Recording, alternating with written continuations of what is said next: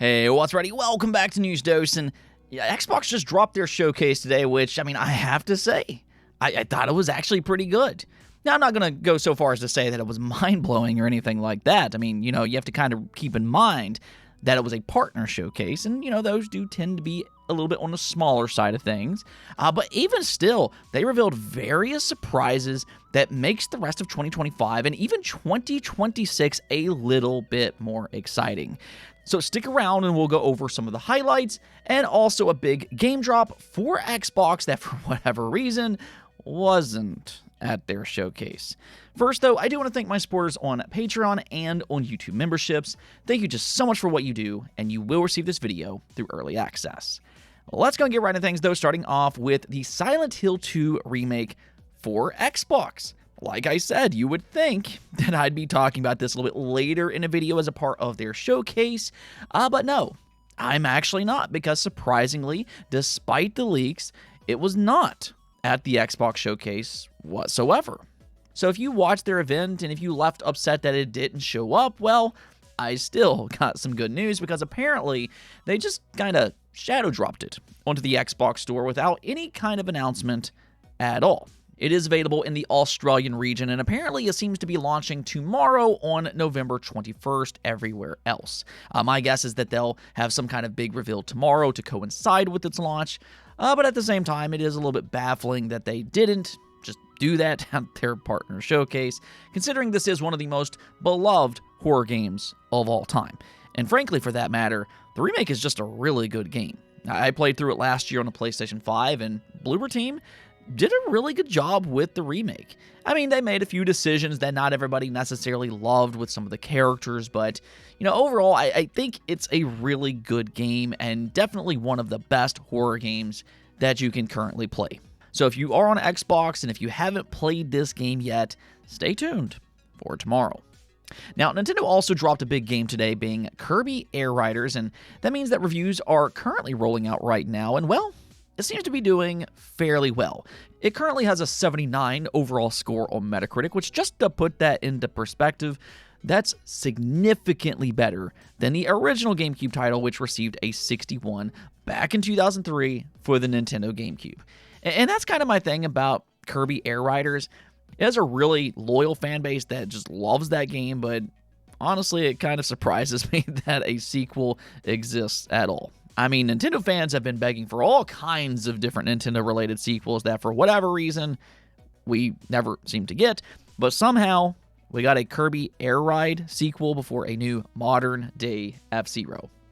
I'm not exactly sure how to feel about that myself, but all the same, I'm still happy for Kirby Air Ride fans. It sounds like Air Riders is a fun time, and in typical Sakurai fashion, I have seen critics claim that it does have some chaotic Smash Brothers-like vibes to its gameplay.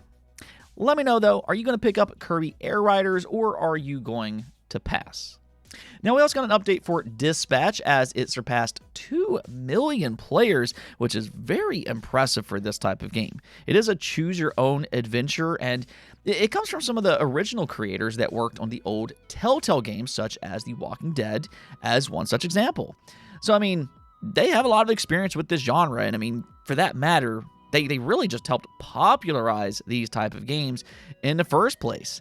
And I mean, clearly, all of these years later, they're still doing it. They once again revitalized the genre because fans are loving Dispatch. I mean, it's got a great art style to it, and even though I haven't played it yet myself, I've heard a lot of great things about its characters and its story.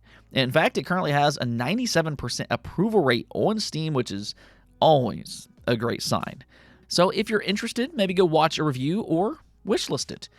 All right, now let's go and get into this Xbox showcase, because I really wasn't sure what to expect going into it. I just kind of figured that it was going to be a fun time with a few surprises along the way, especially for Game Pass subscribers. They only seem to go heavy on those in their events anymore. And I think overall, on those things, they delivered. They revealed quite a bit at this showcase. I'll go ahead and include an image on screen which showcases all of the different games that they revealed, which is a total of 16 different titles. Now, there are a few specifically, though, that I want to highlight, and that starts off with Zoopunk. Now, this is actually a prequel to Fist forged in Shadow Torch, which is a highly received Metroidvania that released a few years back. It's highly regarded as one of the better Metroidvanias that you can play even to this day. But now they're expanding on its universe in a pretty significant way. As you can see, they're shifting over to a 3D action adventure, and it looks stunning. I mean, I do like the art style a lot, and just the creativity with all of the different animals. Each animal has different abilities. I do kind of wonder if there's a cooperative component to this game. They haven't really said anything, but they can all work together. It's being described as an animal punk game, or even Zootopia for adults, if you will. Whatever you decide it is, though, it's a very unique setting for a video game, and that's something that really stands out to me personally. I'm actually very intrigued by Zoopunk and what they showed today, though for the time being, there's no release window. So I'm not sure if it'll be ready for next year. I'm crossing my fingers that it does, but as of right now, it is planned for Xbox, PlayStation, and PC. Now, another game that stood out, though, was Tides of Annihilation, which really is just a continuation of its last reveal. When it was originally revealed a while back, a lot of people left very impressed for good reason. And the great news is that today's trailer, in my opinion, looks even better because this was a full-on gameplay reveal this time. They showcased a boss fight, and if I had to describe it, I would almost say that it reminds me of both modern Final Fantasy games, you know, something like Final Fantasy 15 and 16, and then also Dark Souls type of games. Like, it has a little Souls-like feel to it, but it's still fast-paced and has a beautiful art style similar to modern Final Fantasy games. More or less, though, I mean, this is one of those games that if it turns out to be as good as it looks, which, to be fair, you never know. Look at Lost Soul aside. There was a lot of hype for that, didn't live up to it. But if it does, then Tides of Annihilation could end up being a very special game when it eventually releases. So I definitely think that there's reason to be optimistic, and really it could be a sleeper hit to pay attention to.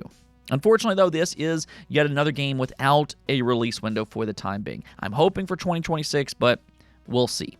Now, however, we did get a release date for this next game because they announced Total Chaos, which is a brand new first-person shooter horror game.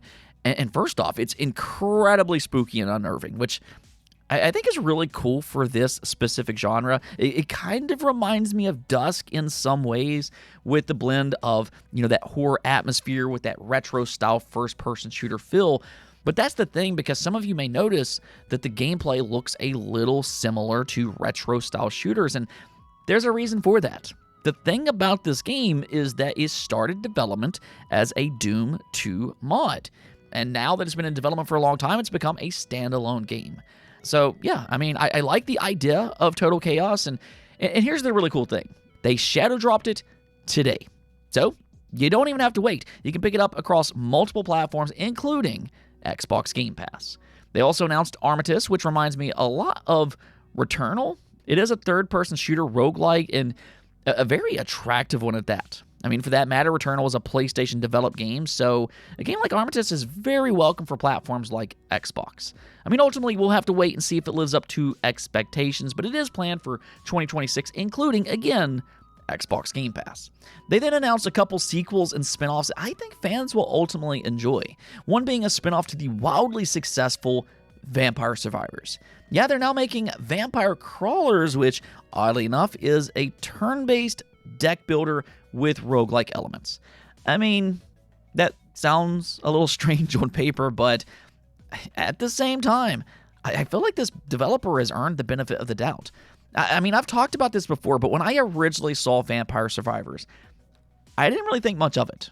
It didn't look that impressive. You only use one button, so I don't know. It just didn't look very impressive to me, and I think a lot of people probably felt the same way that I did, but then I played it. And like a lot of other people, I quickly became addicted. I mean, it's just one of those games that you need to try it to completely understand, because it really, truly is a very fun game. And who knows? Vampire Crawlers could be the same. So all I'm trying to say is that I'm not going to judge its trailer too much. I'm not expecting it to blow people away. But who knows? It could be the next big thing when it releases next year on all platforms, including, again, Xbox Game Pass. Then there was also Echo Generation 2. I know a lot of people really liked the first game when it released a few years back. It has a lot of Stranger Things inspiration to it. But the thing about this studio is that they always seem to make games with striking art styles. Like, they immediately stand out. Like, they know how to make good-looking games with strong atmosphere. But up to this point, and this is just my opinion, but I don't feel like their gameplay has necessarily matched the quality of their art style. To me, they make solid games, but I think that's also where they most need to improve. But even still, again, I do know a lot of people liked the first game, and the sequel is adding some new ideas. They're calling it a deck builder RPG, so, I mean, we'll see how this one turns out. It is yet another Game Pass title, like I said. Big day for Game Pass, and it will release in 2026. Now, I know this video has already gone on for quite some time, but there is one more game that I want to talk about because I am now sold on Reanimal.